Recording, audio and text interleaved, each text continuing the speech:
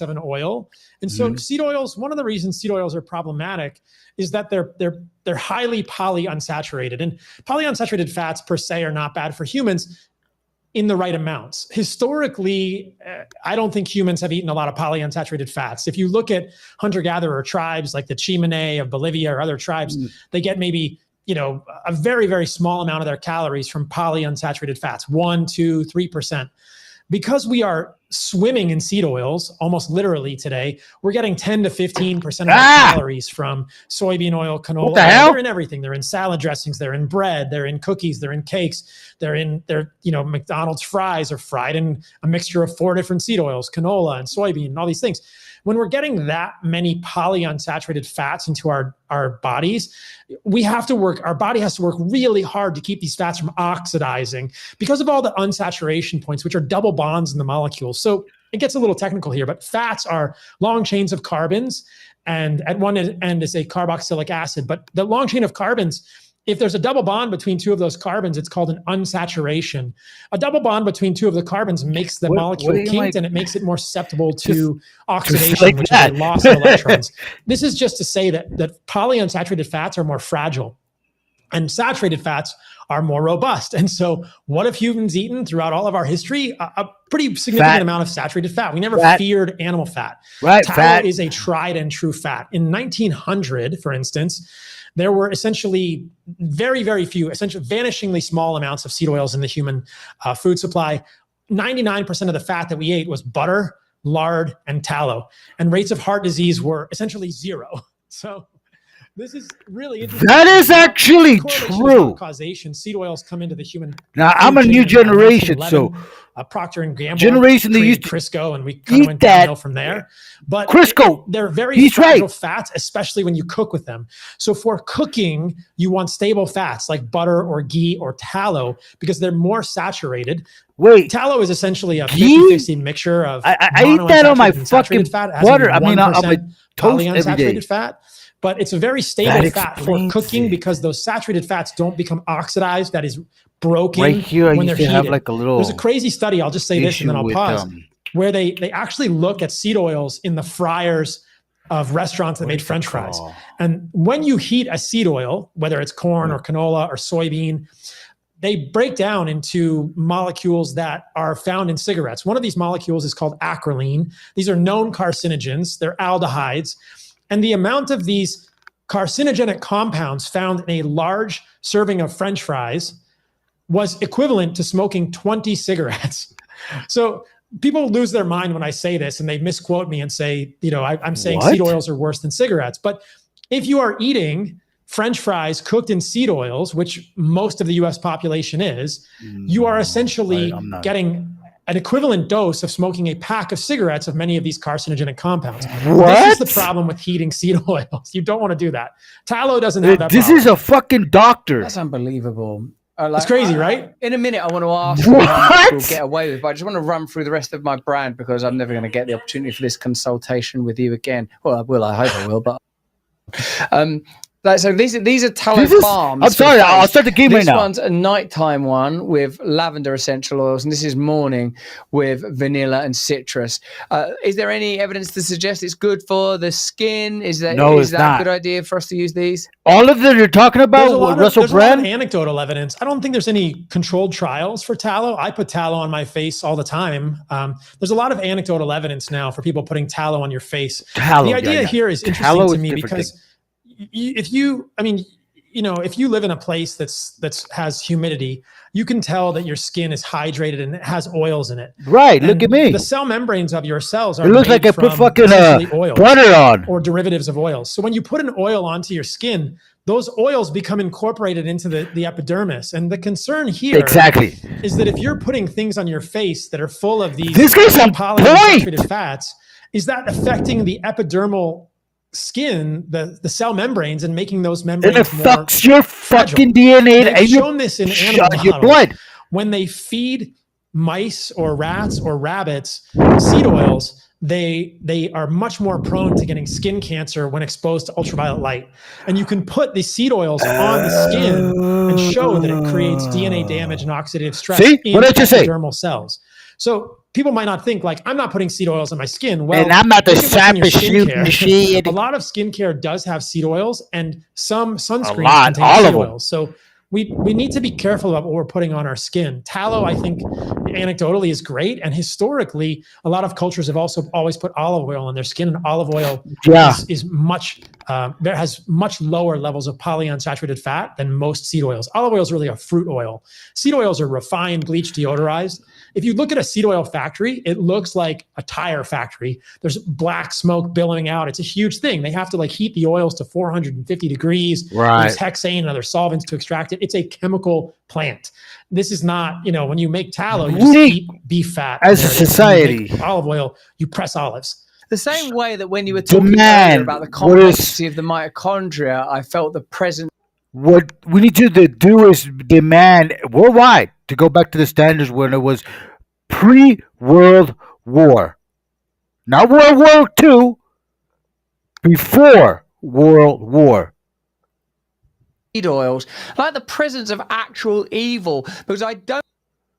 If Procter & Gamble with that. Now the reason why this speaks to me because it was just I spent a shit ton of my once we income. Know these are like this. Why I could be ordered Starbucks. Not working for I prefer the to roast UK my government own or the US my government? own Why is this information not coffee being bean implemented at the level and then of policy? burn and then is profitability, but perhaps it's something even darker than that. That's why I sometimes think they say wisdom is acting on knowledge. Once you know that seed oils have a carcinogenic component, why would you not immediately? Starbucks wish they had this. There's always 4 scoops, or I should say 2 scoops, because this is the scoop I use right here. 4 scoops of these. This is 2.5 tablespoons, normal spoons of what do you call this? Seaweed. Irish seaweed with the best roasted coffee that I can get, and I still toast it myself. Obviously, I don't leave directly open or put it in plastic. I put it in a glass tupper and let it rest for 3 days in the roof right up here, and then get that batch down, grind it, and put it in, and put the next batch up there. 2, I haven't consumed seed oil since I can't say for foods. All I can say from seed oils, me cooking, because I do a lot of cooking at home, I don't use seed oils. I use anything other than canola. Sometimes I use olive oil, but olive oil is more like a fruit, if you may. I treat it more as food than cooking, But I do have ghee, and I do have coconut oil. Those are the butter that can turn into oil. That's the only things I use. Only ghee and coconut, and they're talking all about that. Everything I'm using, they're fucking talking about it. He's saying it's good. Thank you. You're not the only scientist, Paul. Thank you. You're right, Paul. Yeah, Paul. I'll tell her that tonight. We'll get to work. And so the thing about vaccinations is that what the fuck was that? The more that I learn about the history of illness, the potential negative downsides. Welcome back to my house. Of vaccinations. The more concerned I am about vaccinating. The more concerned I am about giving my children vaccinations. I welcome you, traveler. There is a lot there for me to learn increasingly, and I think that there are people who know much more about this than I do, and so it's a real tricky issue. But I think that at this point, traveler. I have some pretty big concerns about vaccinations for children in general. This I will say is going to be a traveler. I think that anytime that I kind of need to get rid of these 3. People are not allowed to talk about side effects from medications or vaccinations. There's something sinister going on beneath the surface. Why is it that during COVID and during even now, anyone that talks about vaccine-related side effects or negative, consequences is immediately silenced and derided? That to me is just very concerning. So there's a lot to question about Not these to me. for humans. And I think that no matter what we decide about vaccinations for our families, we should be very clear about the fact that there do appear to be some children that are harmed negatively by vaccinations. And I think we need to try and understand how we know which children those might be, how we treat them in those situations. And we need to give presence to those voices in society and say, why are these voices being silenced? Like if a mother really thinks that their child was harmed by a vaccination, we need to learn about that and try and understand if there's something about that child's history or physiology or physiognomy that is making them more susceptible to these things. This is a big deal for humans. I think that there are many children that receive vaccinations that don't appear to have any negative consequences. But how tragic is it when a child is vaccinated and that could cause a negative thing for the child? So I think it's a more complex road to navigate than it's made out to be. Yes, I think you're quite right about that. This book, Forbidden Facts by Gavin de Becker, is an extraordinary series of beautifully rendered accounts of, among other things, the way that the Institute of Medicines has been used to verify a variety of harmful commodities and chemicals, starting with Agent Orange and maybe going all the way up to alfalfa, the COVID vaccine. And what Gavin de Becker has done rather brilliantly as an author is provide all of his working out access through QR codes to all of the studies that he's using. And also, when it comes to the manufacture of vaccines, which you alluded to, your own studies of the inception and development of, he points out how many extraordinary chemicals, aluminium, mercury, and a variety of other those things are Macbeth-like sort of substances that have been. I'm an actor still at heart. Deployed. Peculiar chemicals and concoctions that have found their way into vaccines. And the very fact that there's so much heat around it, Paul, indicates something's going on, doesn't it? I think it does, Russell. It doesn't seem. Why can't we talk about it?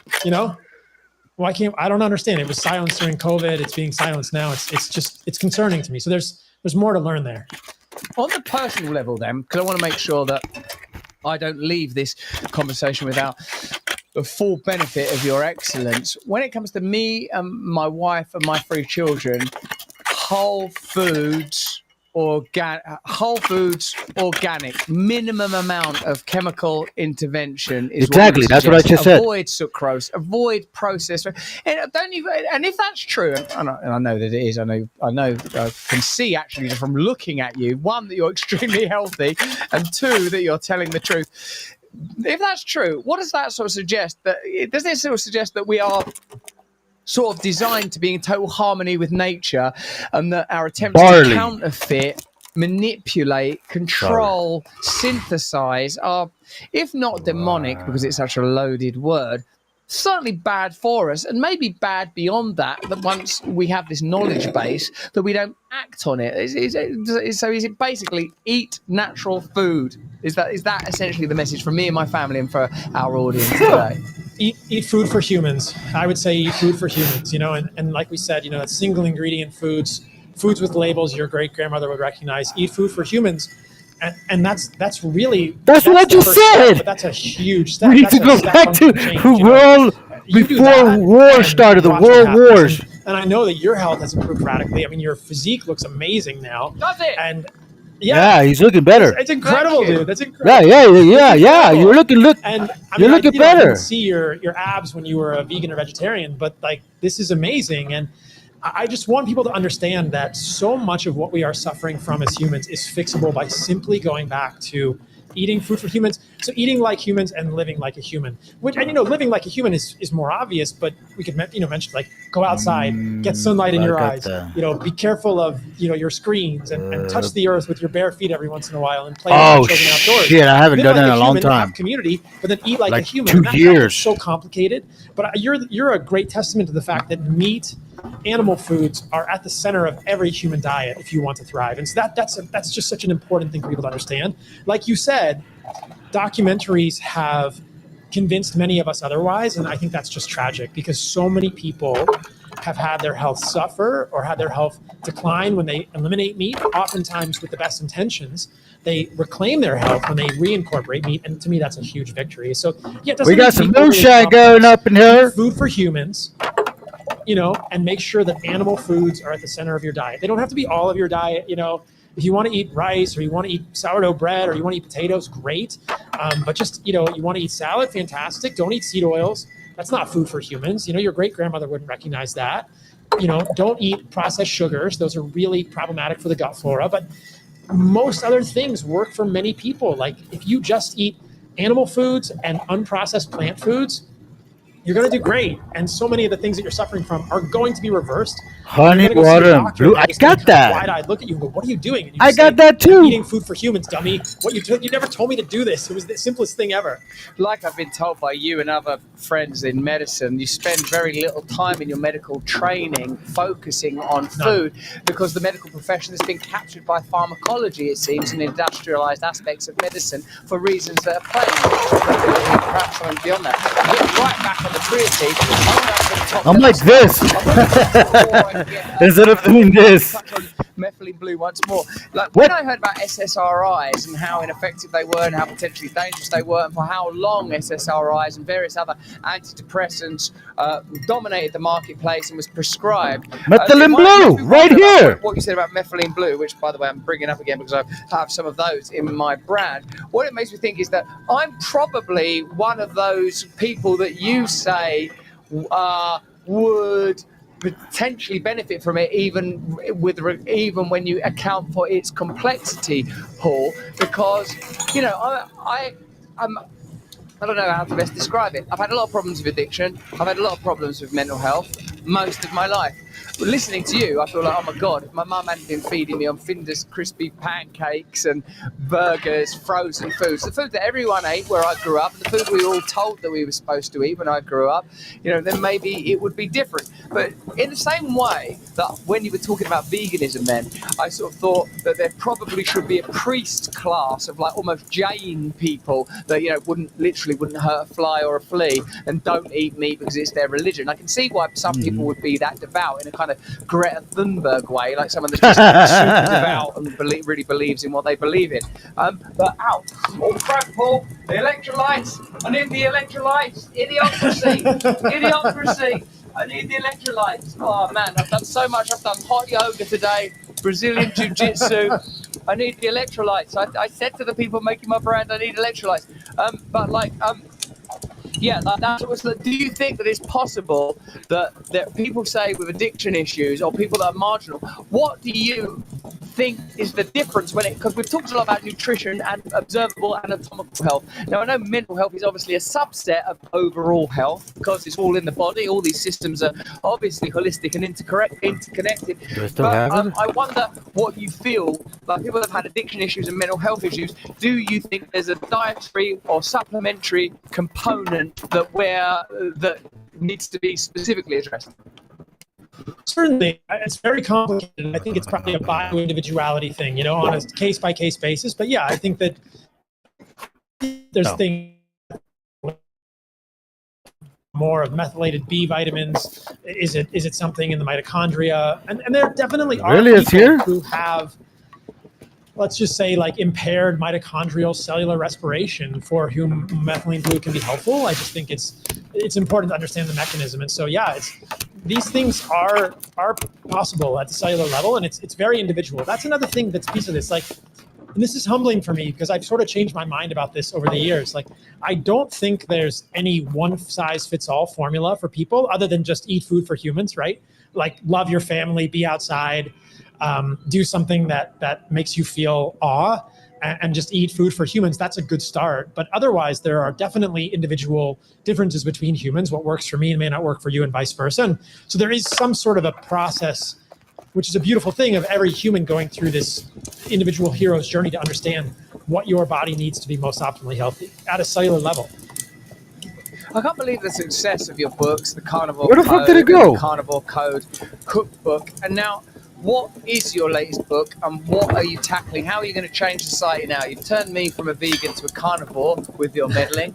Now, where are you dragging us next, Saladino? So you mentioned it earlier in the podcast. There are too many propaganda vegan documentaries. So I'm working on a documentary. It's going to be out next year, probably in the summer. And it's a documentary about eating food for humans. And it's a documentary about how returning to what we've always known as humans, how remembering where we've come from can really heal us. So that's exciting. So I'm working on a documentary. I'm also working on a book.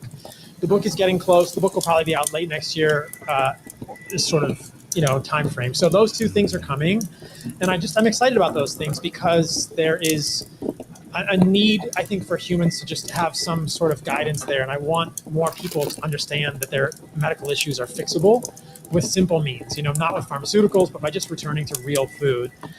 More specifically, here at home in Costa Rica, I just bought a sort of rundown hotel on the beach, and I'm going to renovate it, and I'm going to make it into what I think will be the most based hotel in the world.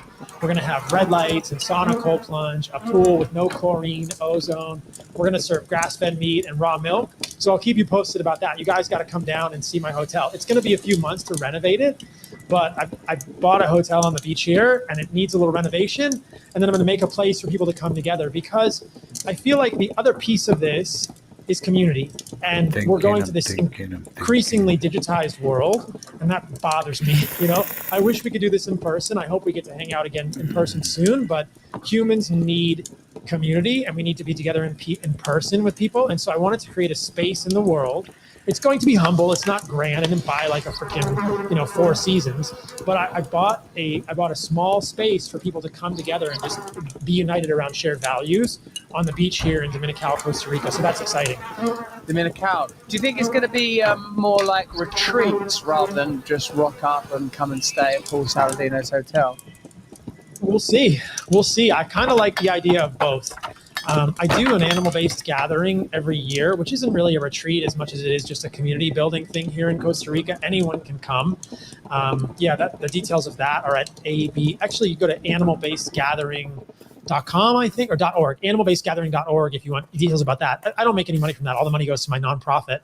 But I do a retreat money every money year laundering. in Costa Rica. I think I want to do them quarterly at the hotel, but I also just want to have a space where people can just arrive, and the chances that you're going to meet people that have shared values around living a certain way and prioritizing health, community, nutrient-dense foods, and probably other values of living, getting out of the matrix, non-digital, life. That's exciting to me, because I think that would be cool to me. If I knew there was somewhere in the world, whether it's Costa Rica or Sweden or wherever, that I could go and there's going to be people that are just there that have shared values, that's amazing. Meeting new people is so valuable for humans. So it'll be both. I want to come there. I'd like to do a retreat for our whole organization at your hotel when it opens, and because for me, that's like, I spend all my time, like when I'm traveling or touring, I'm like, I want to be able to have saunas. I want to be able to have cold plunges. And it's nice when you find yourself in an environment where these kind of synthesized versions are not required, where you can just get in cold water because it's cold, or you can be outside because it's warm, or whatever it is. But I got to say that since I got clean from drugs, since I've come to our Lord, like these things are, these kind of obsessions, it almost shows me what the addiction was if it had been correctly directed. It's not a malfunction, it's just misdirected. It's appetite, it's energy is what it really is. It's spirit. Like if you have a lot of spirit and you live in environments where it's like, probably you should just watch porn and eat chocolate, then you're going to eat chocolate and watch porn in a very kind of capacious and enthusiastic manner. Really, if we're directed towards health and vitality, then we will flourish and thrive. So thank you, Paul Saladino, for taking responsibility for that, for en masse and reaching so many people, changing so many lives, including my own. Thank you. You're very welcome. I'm humbled and honored to get to do it. Like I said in the beginning, I just see myself as a conduit. I don't think necessarily that any of the ideas, come from me. I think I think it's something bigger, and I'm just trying to be the best conduit that I can be for those things. And I'm honored to get to be that conduit. And I'm excited to keep doing it. Good. Hopefully you'll come to Jesus soon. I grew up Catholic, and I certainly appreciate beauty. And I think that's the first step. I don't think that I've completely gone away from Christianity. I tend to be more of just church as nature, but I I definitely believe in something bigger than me. When I'm out in the ocean, I'm in the jungle and in these places. I hope you do come to Dominical and I can show you the river below my house and these ocean and the waves that I surf in. It's a beautiful place. So I'm close. Of course you are, and no, I'm not surprised you surf either. Of course, naturally. Hey, what was the last disgusting thing you ate? Hey, what happened to the guy that was right there? You ate something wrong. I don't mean disgusting like a kangaroo's bollock. I bet you do that all the time. I mean something. I mean like something like that you thought, oh no, I shouldn't be eating that.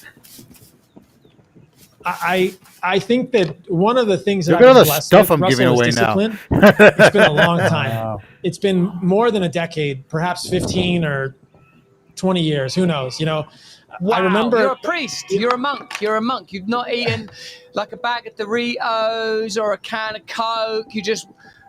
That'll be against your religion. It doesn't work for me. It doesn't do anything for me psychologically. For me, the negative salience of that is very strong, and it's not same here. To me. I think it's just if I crave chocolate, I'm very disciplined. I have a nice. I would rather not eat, and you'll see. I mean, if you talk to people that I travel with, I just bring all of my food everywhere with me. I don't mess around with this because I just feel so bad. It's been such a long time. I need water and blueberry. I've never really been a big drinker.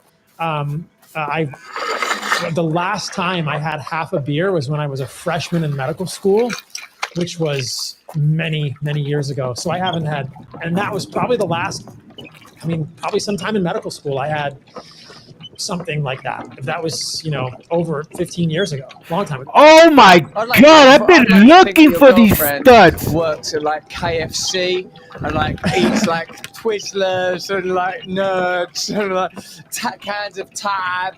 Paul Saladino falls in love with like a woman that lives entirely on red dye and fake food. Oh man, it's so useful. I tell you, you're going to make even more. I know you've made an incredible impact and had incredible success already, and I know that you righteously understand it to be something that's kind of flowing through you.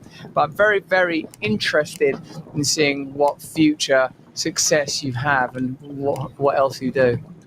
Come to Costa Rica, brother. I'll see you here.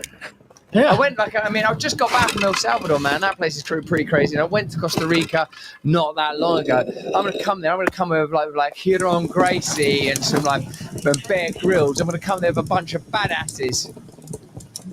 The hotel that I bought has a huge yoga deck upstairs. So we could put mats down. You guys could just roll. It's a huge open space. We could put mats. We could do a big jiu-jitsu seminar there. It's amazing. And it looks right out at the ocean. It's incredible. It's a huge space. Yeah, we'll have grass-fed meat, raw milk. It's going to be amazing. Yeah, that's for me. That's the kind of thing I dream about now. It used to be like cocaine and heroin and sex workers. Now it's Paul Saladino and a cold plunge. That'll do me. Yeah. Thank you. And some jiu-jitsu with sweaty dudes. Yep. Yeah. They're very good at jiu-jitsu. Oh man. All right. Well, Paul, thank you very much for joining us today on Stay Free. Thank you for having me on. I'll just tell you this, guys, because we don't even the hotel. Okay, that's enough.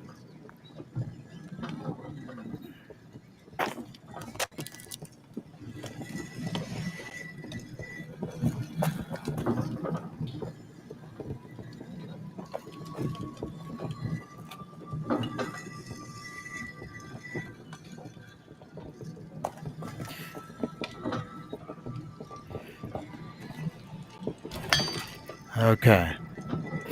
Now I noticed something that I was looking into yesterday, and it is very crucial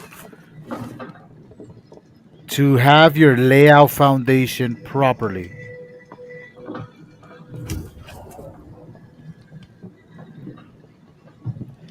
Where'd it go?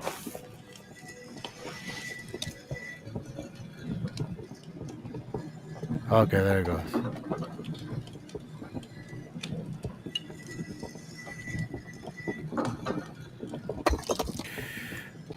This is what I noticed. Okay.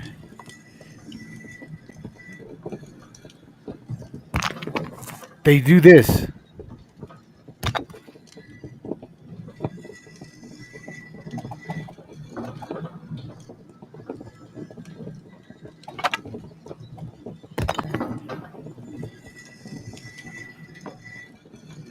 But see, it's still not at the level where I needed to be.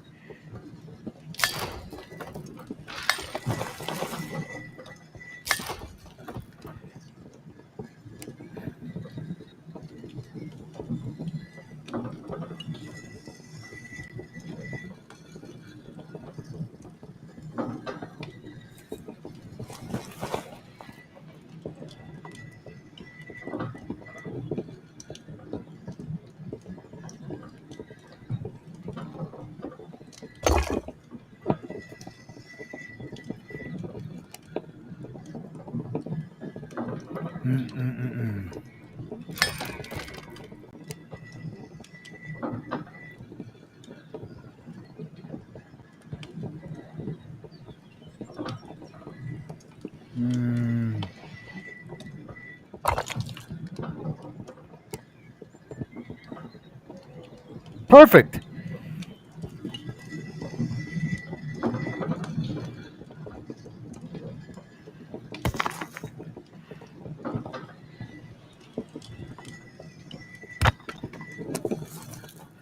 Wait, how come it doesn't fit anymore? Am I tripping? I think I am.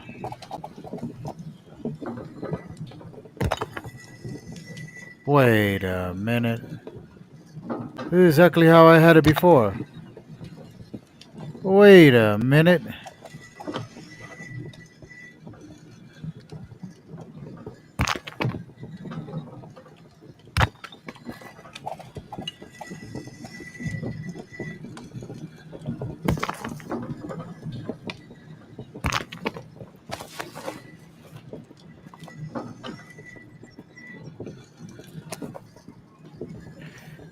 Wait a minute. I don't have any more.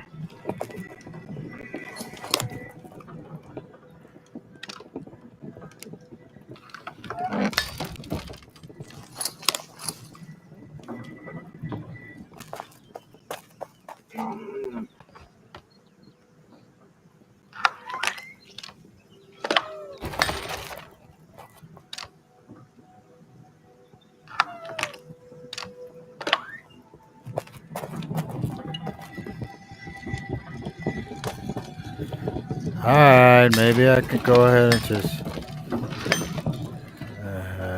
do it the right way.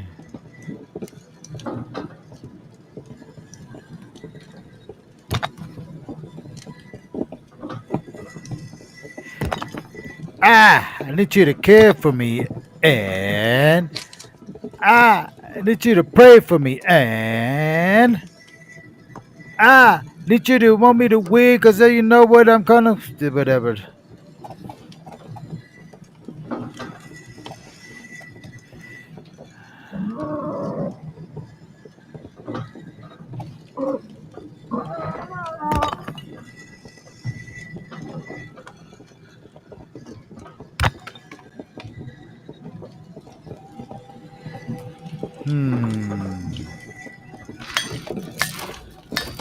This is like playing Tetris. Okay. That's perfect.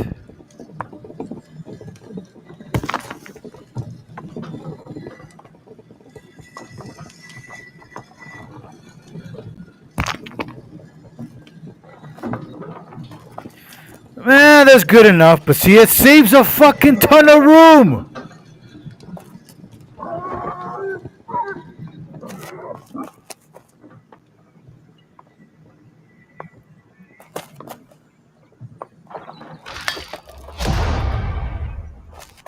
The fuck was that?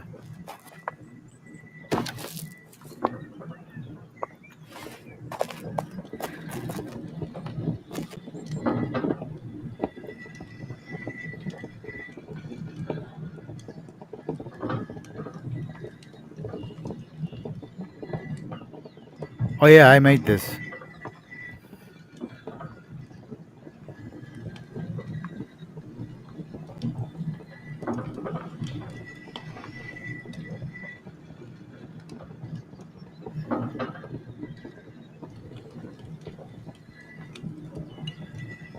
Oh, I thought it was honey.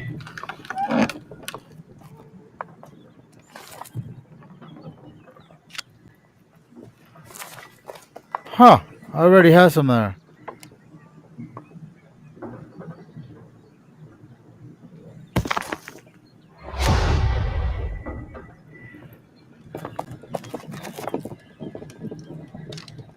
No, I can leave that there.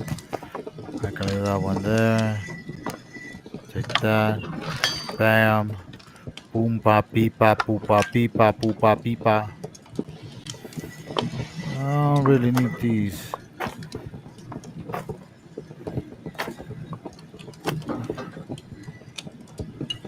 Just one set is fine.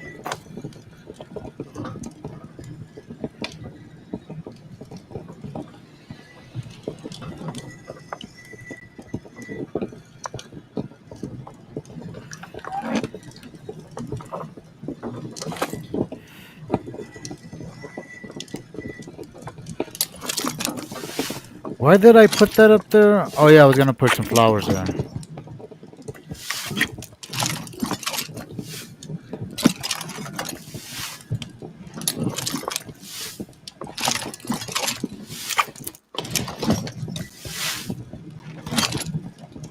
Dang, how many did I have? A lot.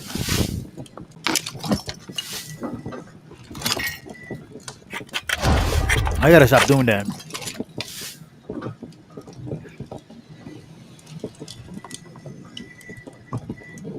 And in fact, Massey's bill allows for that. Look at the bill right there. It says that the Attorney General may withhold or redact portions of the records that would jeopardize an active federal investigation or ongoing prosecution, providing that such withholding is narrowly tailored and temporary. So they've checkmated, you guys. We can't get through it if there's a new investigation. There's nothing we can do. Do you see what's happened here? Right, because they can say all of this is under an active investigation, and who's to say? I mean, because the FBI and I read that yesterday. Tells us that they don't tell us anything. You can't read anything. This is under an active investigation, because it's an active investigation. Just like just like anything else that's going on. So they can No. Call it like it is. Just like when they killed JFK. So you can't read this. This are we actually going to get? Yeah, and so into tomorrow, 60 years later. Don't let yourself be played by What your everybody emotions involved when you did. see this vote, because now Republicans have been told that they are allowed by President Trump to vote for this. Democrats will vote for it because their base wants it. So we will get a vote. What it does in the Senate, I don't know. Yeah, I can't predict. They'll vote for it, and then the Justice Department will hold it, as they already are doing. Now, all of this is a rigmarole because the Justice Department could just give it right now without a new investigation. There's nobody that they don't have. They're not like, oh, all of a sudden Lex Wexner exists in this world. Maybe we should look. No, they've already chosen not to talk to him. Epstein's main financier gave him a house. They've chosen not to. They have information. They're choosing not to. So anyway, if you're fooled by this, you see these MAGA influencers like, yeah, President Trump, he finally gave us what we want. Nope. Don't do it, girl. Do not be bought in by this, because this is what's happening. Does the American public who wants this have another move? If so, I don't see it. Let me know what you think. A lot of people in the chat, room.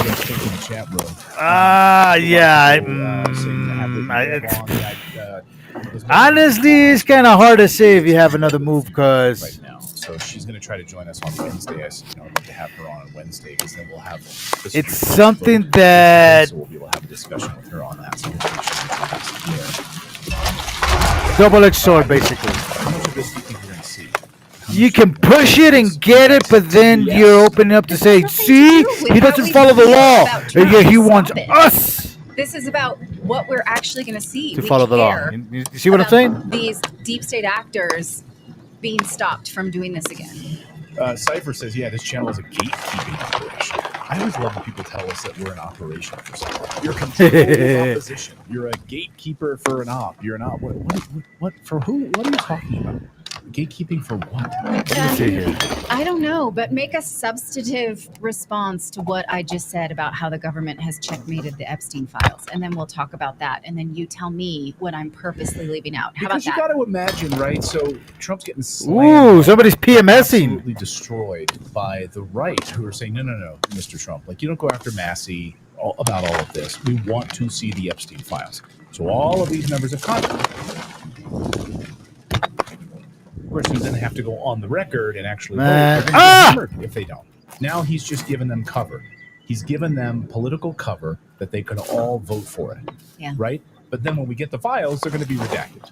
Right. So it's a brilliant sort of political move here. Like, who are they hiding? Who are they covering? And then Pam Bondi can step in and have redactions all over the damn place. Look, people who have TDS hate Trump because abortion and ICE and all kinds of things that they think are going to threaten them, knock on their door. They don't actually study those things, right?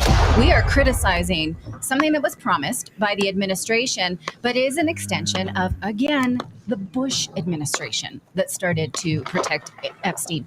Followed up loyally by Obama, followed up loyally by Trump, followed up loyally by the Biden administration. So this has nothing to do with any one administration at all. Philip, what were you going to say?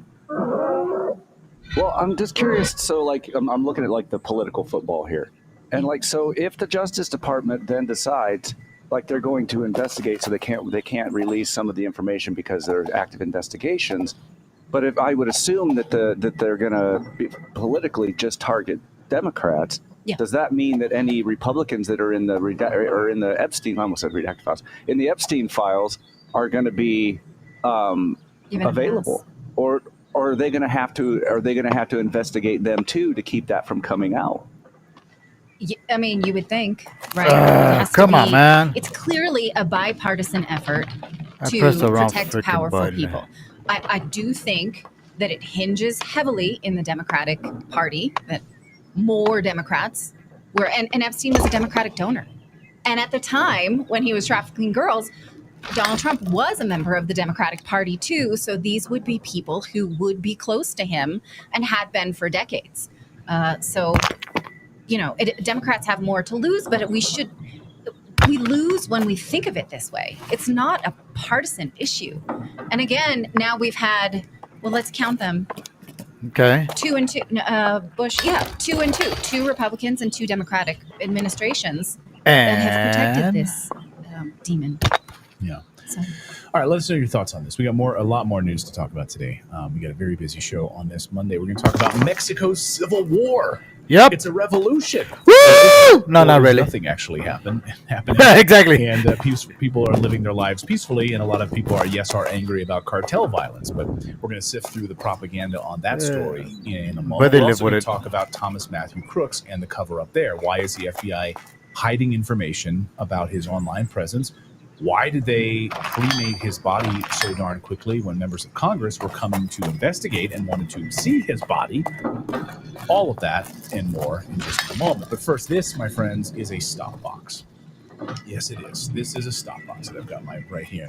If you've got a gun in your house, this could be the best way to actually protect your firearms and get access to it if you need it. No, none of that like biometric scanning and all of that stuff. Fuck that. You just use your My fingers gun's right here. in That an gun's analog fucking way, reach. and you can open this Fuck device. It even has, that. like, little rubber feet on the side of this, on the back of it, so it sits right next to your bedstand and it won't slide if you need to get access to it quickly. So what is a stop box? Well, it's if you can't stand See, it's like beautiful. keys and all of In those Mexico, things, it's illegal to own a biometric firearm. Scanning. The stop box is. I wanted an way for you M16. to put your. Or I should call it an next to your M4. bed and storage that fits. But I can't. Right by your side, so you can rely on the it import if you type need it things. in the I quickest could build way it possible, and make sure that it's in reach now during an emergency. Stopbox USA saw the problem, designed with all. Let me get this straight. I can build it. I could have had it. However, with all the back channels that comes to getting all those pieces, people knowing who I was, because they're gonna have to give me the pieces eventually. Know what I mean? So Oh. What the hell did I push? Knowing who I was, it was cheaper to just, get a AK-47. So that's what I did.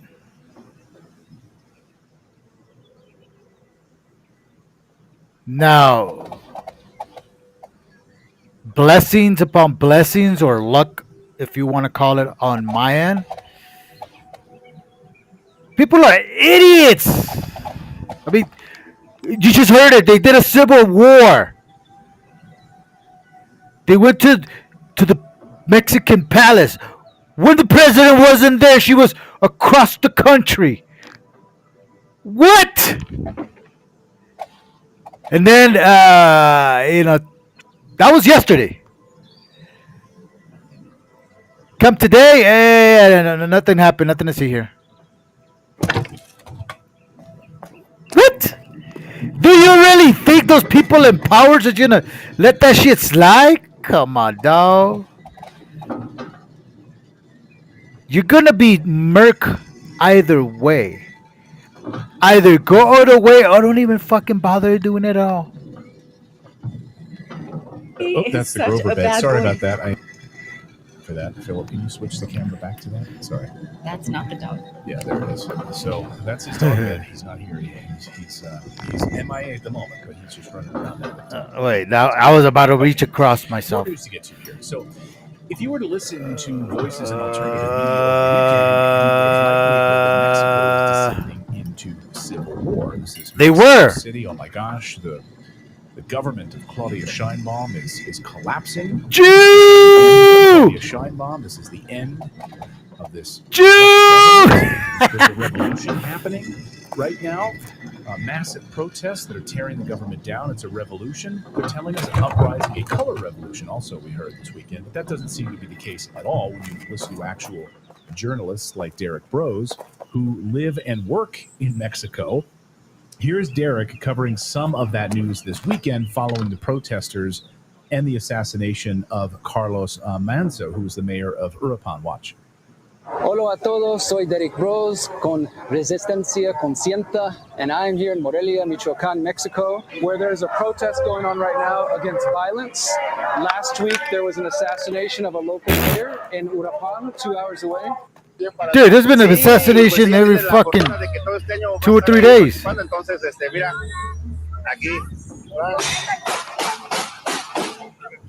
Hey? And of course, that was the moment when the mayor of Uruapan was assassinated. Independent journalist Got Derek popped. Brose joins us from And guess by who? Mexico to talk about what's really going on there. Derek, great to have you here.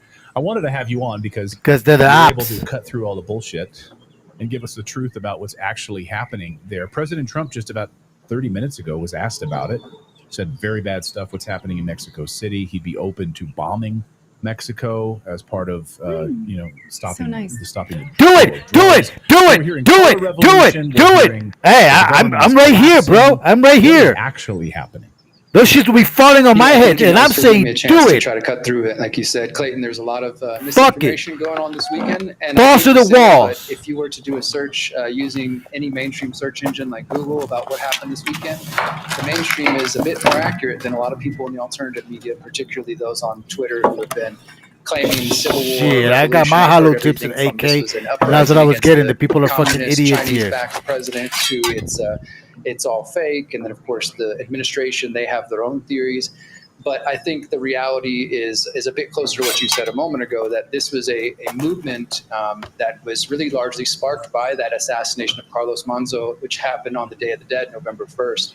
And people, especially the younger generation, who are growing up with phones in their hands and can see what life is like in other countries, are increasingly sick of the cartel violence, which unfortunately the state that I live in, Morelia in Michoacán, it is one of the that's the capital. Or one of the more dangerous areas of the country, Western Michoacán. One of the? No, it's the most dangerous it's important area. for people to understand that Carlos Manzo, he ran independently, so he was not a part of the Morena party, which Claudia Sheinbaum's a part of, or any of the opposition parties. He was an They're all the same shit, dude. won by a landslide last summer in Uruapan, and he was put into office in September. And he was openly saying he was going to do something about cartel violence. He was actually riding along with the local police, going on these ride-alongs and confronting cartel members.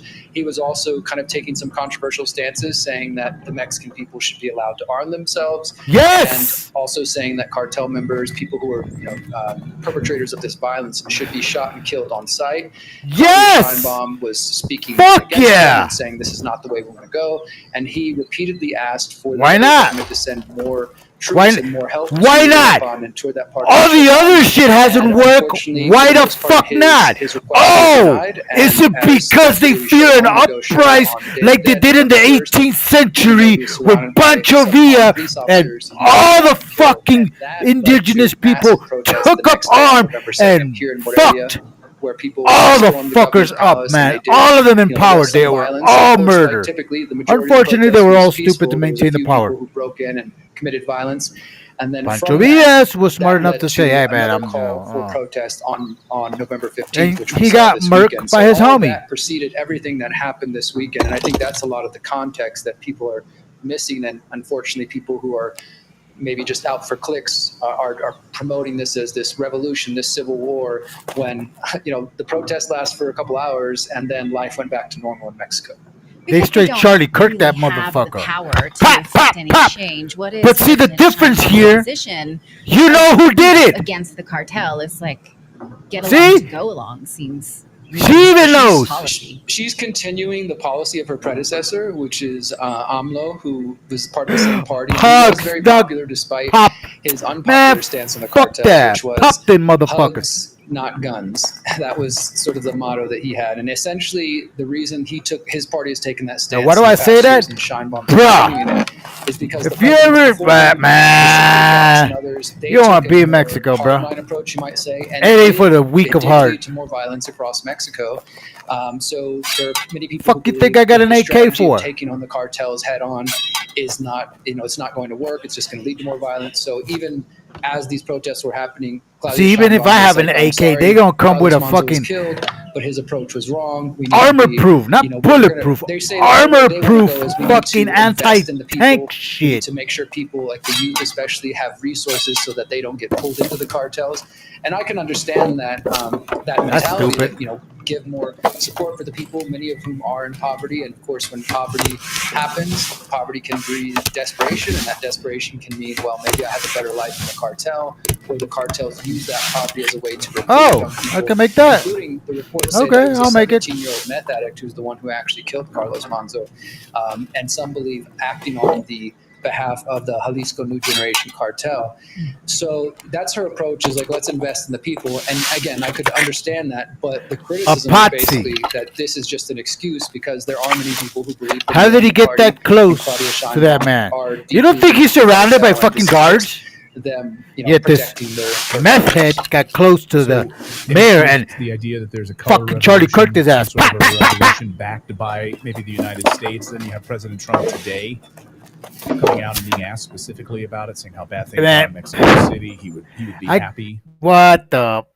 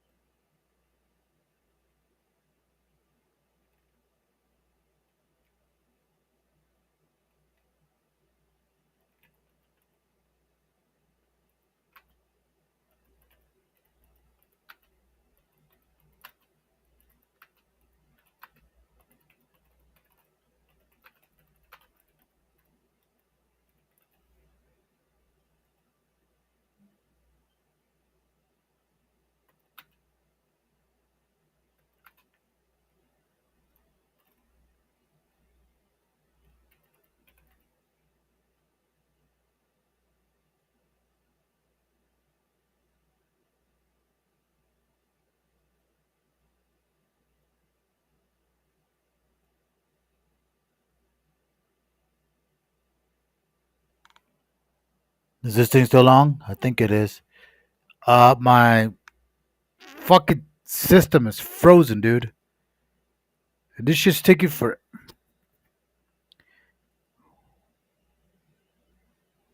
I'll be back.